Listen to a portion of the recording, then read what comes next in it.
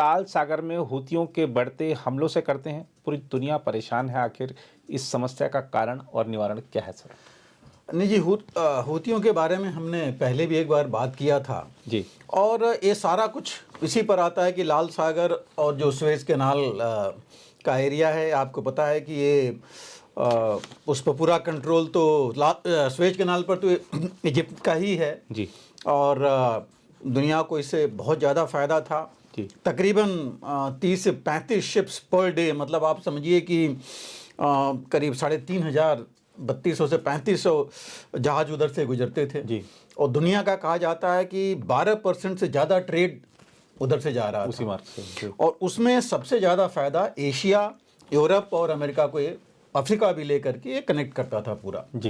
ये सबसे ज़्यादा नहीं तो और इसकी वजह से लाल सी हम जानते हैं, रेड सी जो है तकरीबन 100 किलोमीटर तक चौड़ाई है, लेकिन नीचे जो है वो सिर्फ 29 किलोमीटर है जहाँ पर एंट्री होती है। जी। और यमन के साथ है, इसीलिए पिछली बार भी हम लोगों ने बात किया था कि हूती जो विद्रोही हैं, जी। इन्होंने अभी शुरू किया उसको टारगेट करना। जी। इससे पहले सुएज कैनाल क्राइसिस बहुत पहले हुई थी 17 में, जब इजिप्ट ने बंद कर दिया था जी।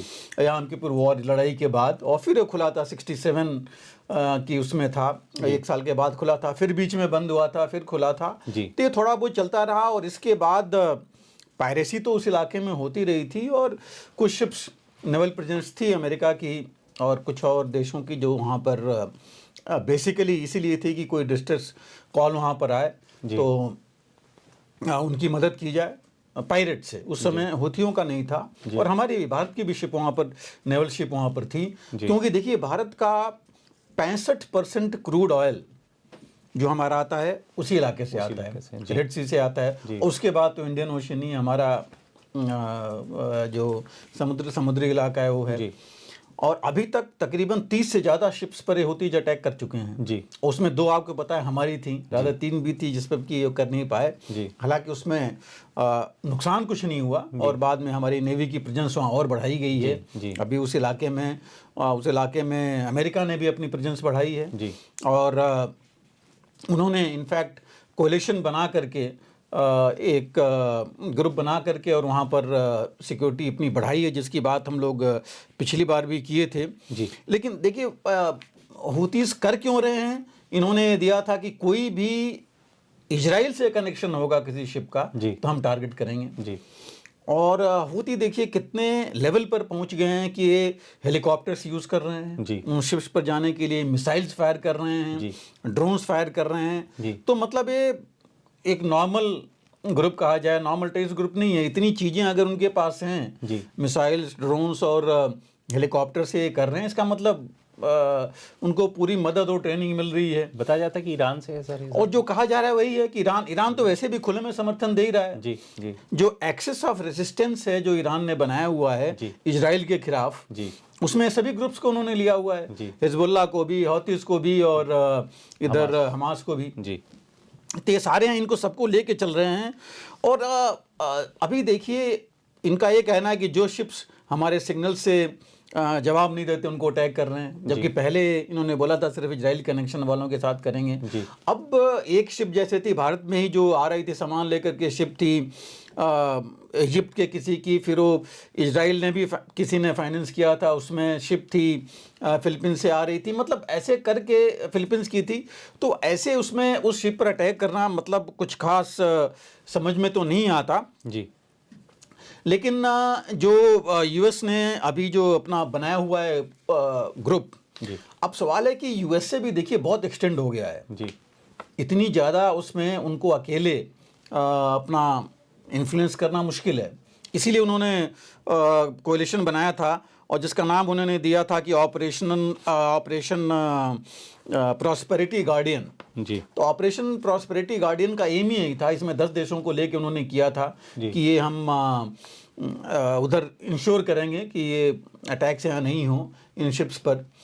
और इसमें एक चीज़ और देखने वाली है कि इसमें यूरोप का भी पूरा समर्थन इनके साथ नहीं है, क्योंकि कुछ देश यूरोप के हैं, फ्रांस, जर्मनी, स्पेन, इन्होंने उस कोलिशन में रहने से मना किया है। उन्होंने कहा कि अगर नाटो का अलग हो तो या तो वेस्टर्न यूरोप का हो तो हम उसमें ले आएंगे, बट अमेरिका के अंडर में वहाँ नहीं करेंगे। जी। और जो इंडिकेशंस मिल रहे हैं उसमें ऐसा लग रहा है कि खुल करके कोई भी देश इन अरब के अगेंस्ट नहीं होना चाहता, अरब कंट्रीज़ के जी।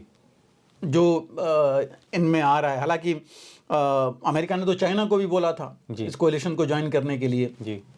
लेकिन हम जानते हैं कि चाइना का इंटरेस्ट क्या है। वो खुद अगर सपोर्ट कर रहा है इनमें से कुछ ग्रुप्स को, तो सीधे उसमें आएगा नहीं, और चाइनीज शिप्स पर तो कोई अटैक हो नहीं रहा है। जी। कुछ और भी देश हैं जिनके शिप्स पर अटैक नहीं हो रहा है। जी। तो ये कुछ चीज़ें हैं जो कि थोड़ी सोचने वाली हैं। और ऐसा नहीं है कि ये अभी नई कोई चीज़ है, पहले से ही जो इन्होंने मैंने कहा था इनकी प्रेजेंस रहती रही है जी। वहाँ पर अमेरिका की। लेकिन इनकी हुतीज़ की भी देखिए, एक अनऑफिशियली अगर आप देखिए तो इनकी भी कैपेबिलिटी काफ़ी है। जी। तकरीबन कहा जा रहा है कि 1 लाख की स्ट्रेंथ इनकी भी है। जी। और जिसमें कि इन्होंने टैंक्स, मिसाइल्स, ड्रोन से सारी चीज़ें ले रखी हैं, कि ट्रेनिंग हो रही है, पैसे भी आ रहे हैं। और आयरनी है कि इसको अभी तक अमेरिका ने भी as a terrorist group recognise वो नहीं किया है, कि इनको डिजिग्नेट नहीं किया है जी। कि ये टेररिस्ट ग्रुप है। जी। तो इसलिए ये अभी चले ही जा रहे हैं। लेकिन अगर ये अभी उससे इफेक्ट देखिए क्या हुआ है। अभी शिप्स जो हैं हमने मैप में भी अगर देखें तो अभी वहाँ से छोड़ करके केप ऑफ गुड होप जो अफ्रीका के नीचे से हो जाएंगे जी।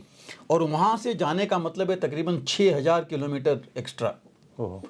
और इससे जो है जो फ्रेट रेट्स हैं वो बढ़ जाने हैं। जी।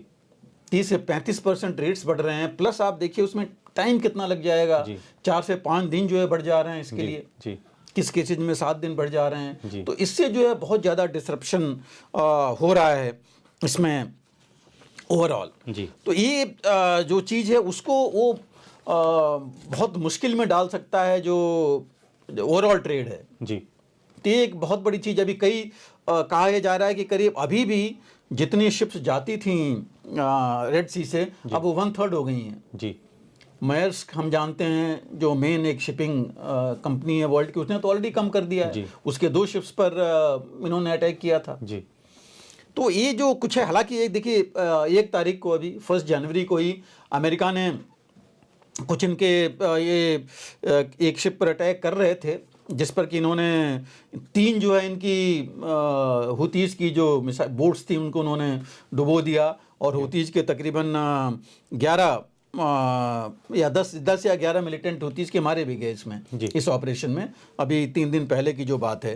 तो इसमें मायर्स की ही शिप थी जिसमें कि इन्होंने किया है, और यूएसएस आइजनहावर जो उनकी शिप है उससे उन्होंने ये ऑपरेशन किया। तो ये जो है थोड़ा सा, और ये चीज़ इन्होंने हुतीज़ ने भी कंफर्म किया है कि ये 3 उनके जो हैं बोट्स जो हैं, मतलब शिप्स इनकी हुतीज़ की वो डुबोई गई हैं, इनके आदमी मारे गए हैं। तो इस वजह से जो है ये इम्पॉर्टेंट तो है, लेकिन अभी इस पर काफ़ी फ़र्क पड़ रहा है और कंपनियां जो है डर के जा रही हैं। जैसे हमने कहा फ्रेट रेट्स बढ़ रहे हैं, इंश्योरेंस रेट्स भी बढ़ जा रहे हैं इसी वजह से जी। उस रूट के। तो इस वजह से इसका कुछ न कुछ समाधान ढूंढना पड़ेगा। और समाधान अभी यही है कि पहले तो इनको रोका जाए जी। और अच्छी तरह रोका जाए कि हिम्मत ना करें एक्शन करने की। अब वो चीज़ अगर नहीं आएगी तो फिर तो ये चलता रहेगा। बिल्कुल। हालांकि इंग्लैंड ने अभी बोला है, यूके ने, कि हम डायरेक्ट एक्शन अगर जरूरी हो तो हम करेंगे इंटरेस्ट को अपने रखने के लिए। लेकिन इसी बीच में देखिए ईरान ने भी अपना डिप्लॉय कर दिया है डिस्ट्रॉयर, एक शिप उस इलाके में। हालांकि उन्होंने कोई रीज़न नहीं दिया है कि रीज़न या मिशन नहीं बताया कि क्या मिशन है जो शिप ईरान डिप्लॉय कर रहा है। अब वो शिप्स को प्रोटेक्ट करेंगे या हुतीज़ को प्रोटेक्ट करना चाहते हैं, क्योंकि ये इन्होंने अभी किया है जब अमेरिका का ये एक्शन हुआ है हुतीज़ के अगेंस्ट।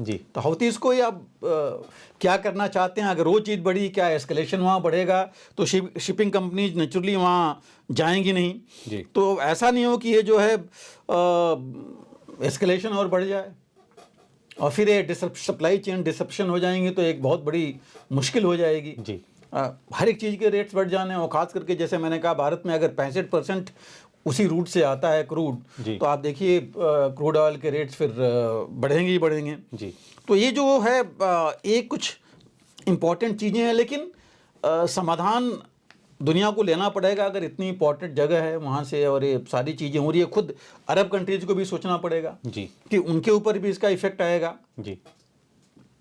और इसमें या तो कोई ऑल्टरनेट रूट बनाया जाए जो कि छोटा हो, जिसके बारे में पहले काफ़ी बात हो रखी है, जो इजराइल और साइप्रस के बीच से एक रूट का उन्होंने सोचा था जी।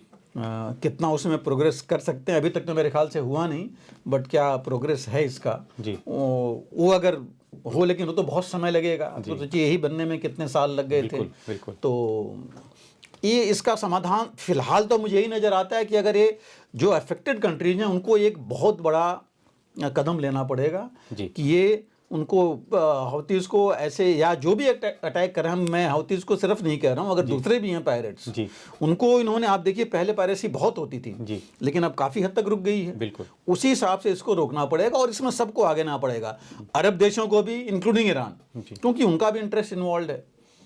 और अगर ऐसे बढ़ावा देंगे फिर ये चीज़ें आगे बढ़ती रहेंगी। इतना इनकम होता है इन कंट्रीज़ को, क्योंकि वो सब जो पैसे मिलते हैं स्वेज कैनाल को इस्तेमाल करने से बहुत ज़्यादा है। जी। इजिप्ट का तो पूरा खर्ची लगभग चल जाता है, क्योंकि हालांकि उनको तो अभी इकोनॉमिक प्रॉब्लम हो रही है, अलग की बात है जी। लेकिन इसका समाधान यही हो सकता है फिलहाल शॉर्ट टर्म में, कि इनको जो है रोका जाए जी। हर तरह से, सैन्य शक्ति से, मिलिटरली और इकोनॉमिकली, जिससे कि आगे नहीं बढ़ पाएँ, को जो इनको सहायता दे रहे हैं वो सहायता न दें इनको। और दूसरा एक ऑल्टरनेट रूट बनाना पड़ेगा, ढूंढना पड़ेगा, तभी जो है इसका समाधान हो सकता है। जी बिल्कुल सर। अगर आप भी लेना चाहते हैं देश दुनिया की तमाम जानकारी तो आज ही सब्सक्राइब करें हमारे चैनल को। साथ ही नीचे दिए बेल आइकन को जरूर दबाएं ताकि हर अपडेट आप तक पहुंच सके।